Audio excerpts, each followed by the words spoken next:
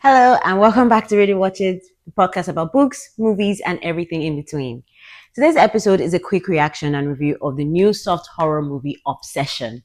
I recently watched it, and if you've been here before, you know that I don't like horror movies. I actually don't like watching horror movies. I hate the jump scare. However, this one was getting so much hype that I had to see for myself. Like I had to see what was going on. I had to watch the movie that surpassed Star Wars in the opening weekend, of course. Like I just had to see what this thing was all about.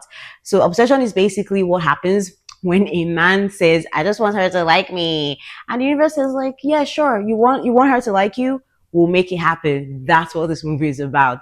This movie is not scary because like it has ghosts or it has like monsters or whatever. It's scary because it takes the fantasy of being loved or wanting to be loved and asks and turns it on its head and it asks like, what if love without consent is just possession with better lighting? Actually, that's what this is about. That's why soft horror, because it has no monsters per se, and it's not a love story either. It's literally not a love story. It's obsession. It's what it is. Okay, let me go a bit into what the plot and what the movie is about. So there's this characters, Bear and Nikki. They work in the same music shop. Nikki does not like Bear. Bear likes Nikki very, very much. And Nikki doesn't quite like him the way he likes her or like the way he wants. So instead of doing the emotionally mature thing, which is to say I like you and figure it out or be rejected, he decides to make a wish. He decides to go the immature route and make a wish for her to love him more than anyone in the whole world. And because horror movies like to do one thing, which is teach everyone a lesson, he learned that you make a wish, but it has consequences.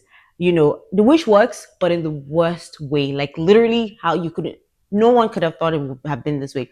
It works, but in the worst way. He wanted romance. Bear wanted romance, but he got emotional hostage instead. So, what I liked about Obsession is that it understands something very specific. It understands modern romance. Modern romance is terrifying as it is. The streets are horrible, okay? The talking stage is horrible. It's horror in itself. And honestly, I can see why this is a soft horror movie. Having a crush is horror. It's horrific. Like, imagining someone not liking you back or your crush not liking you back is horrific.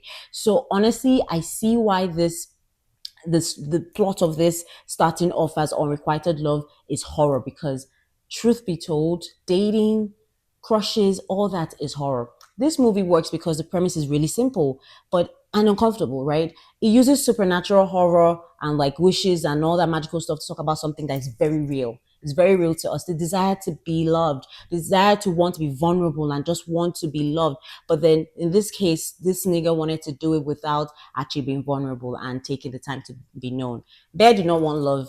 He wanted a shortcut, which is why I made a wish. And horror movies are very clear about something. There are consequences. Shortcuts will always come with consequences. There'll be blood, there'll be gory, there'll be horror, okay? And that's what we got in Obsession.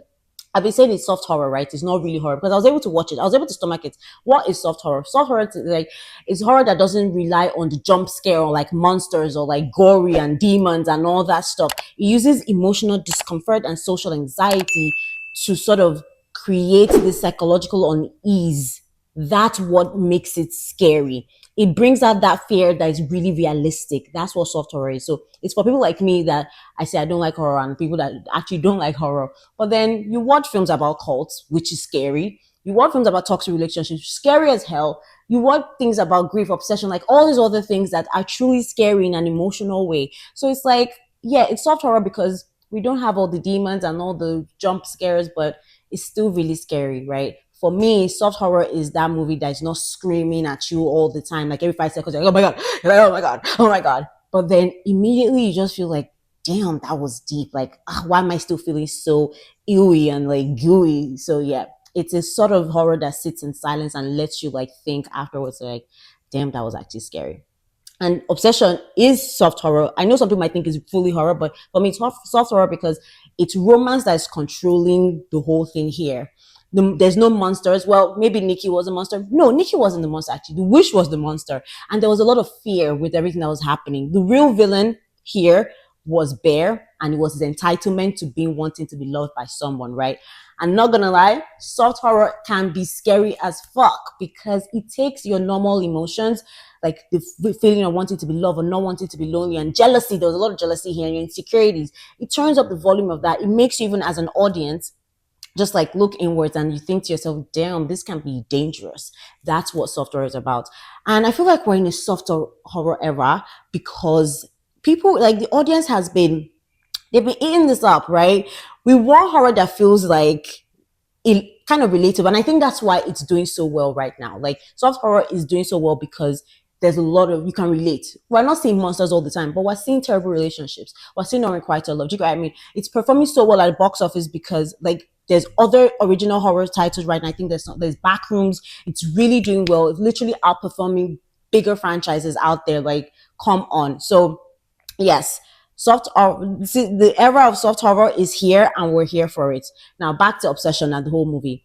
Let me get into the messy parts. If you've not watched it, you can pause this, but you can also continue. But let's talk about it and just judge everyone. If you haven't watched it, go watch it, come back, do whatever. Let's just judge. And like, I have questions. Did Bear understand what he was doing when he was making this silly wish? Did he really want this? Like, let's be honest. That's my first question. Tell me in the chat. Tell me in the comments. And then after Nikki, like, was Nikki after that wish? Like, was that her? I don't think so. And for me, the question as an audience was like, I don't know who like this wish is for. Like, who is this wish punishing? Like, is it Bear? Is it Nikki? Like, what is happening? And is Ian a friend or an op? Is that so? Is that your friend? Is that your friend? Ian is an op, not a friend. Anyways, I feel like of all these questions, Nikki definitely wasn't the villain. Like, she did her best. Okay, she was just a lady that didn't necessarily like a guy, and he just took advantage of her. Like I said, Nikki is definitely not the villain. She's just the victim in this case. She's the victim of some useless man and his fantasy. And the movie makes her scary, of course, because at the end of the day, there had to be a little bit of, But the real horror is that agency, the fact that agency was stolen. She didn't ask for this. She didn't even know what she was doing. She was literally out of her mind. So that's the real horror here. Men will literally do anything.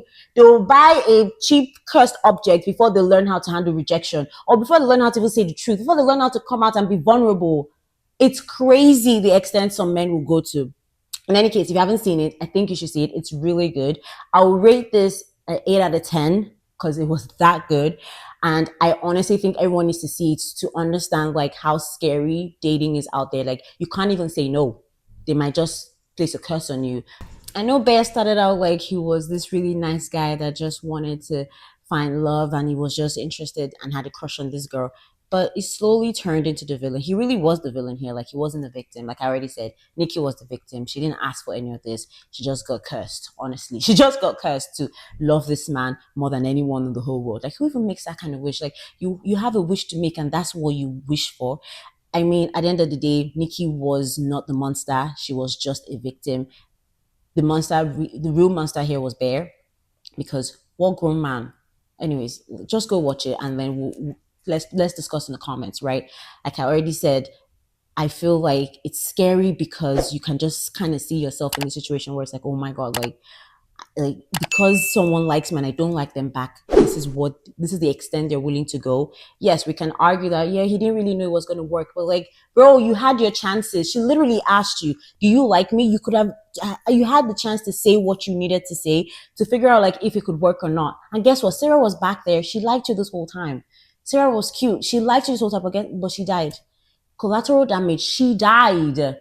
Oh, anyways, it's fine. I'm gonna keep it there so you can watch that way I don't give too much spoilers. But I need to know, is Obsession a horror movie to you, or is it soft horror like I've been saying? Or is it like a toxic romance? Like, what genre are we putting this? Or is it like one of those supernatural things? Like, what genre are we putting Obsession? And be honest, right?